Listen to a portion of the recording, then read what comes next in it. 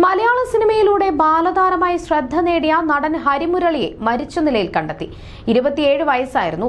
കണ്ണൂർ പയ്യന്നൂർ അന്നൂരിലെ സ്വന്തം വീട്ടിലാണ് അദ്ദേഹത്തെ മരിച്ച നിലയിൽ കണ്ടെത്തിയത്. മരണകാരണം സംഭവിച്ച കൂടുതൽ വിവരങ്ങൾ ഇതുവരെ പുറത്തു വന്നിട്ടില്ല.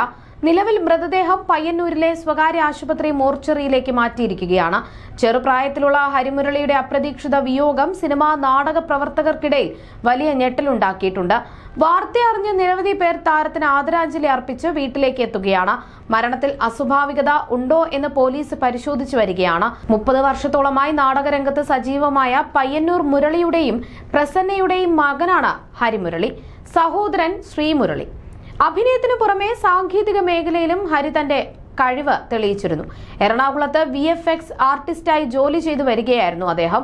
പഠനത്തിനായി കുറച്ചുകാലം സിനിമയിൽ നിന്ന് വിട്ടുനിന്ന ഹരി പിന്നീട് നാദിർഷയുടെ അമർ അക്ബർ അന്തോണി എന്ന ചിത്രത്തിലൂടെ ചെറിയൊരു വേഷത്തിൽ വീണ്ടും വെള്ളിത്തിരയിൽ പ്രത്യക്ഷപ്പെട്ടിരുന്നു. സീരിയലിലൂടെയാണ് ഹരി അഭിനയ രംഗത്തെത്തുന്നത്. AM നസീറാണ് സീരിയലിൽ ചെറിയ വേഷം ചെയ്യാൻ അന്നേരം 4.5 വയസ്സ് മാത്രം പ്രായമുണ്ടായിരുന്ന ഹരിയെ വിളിക്കുന്നത്. രസികനാണ് ആദ്യ സിനിമ. രസികനിലെ വേഷം പ്രേക്ഷക ശ്രദ്ധ നേടി.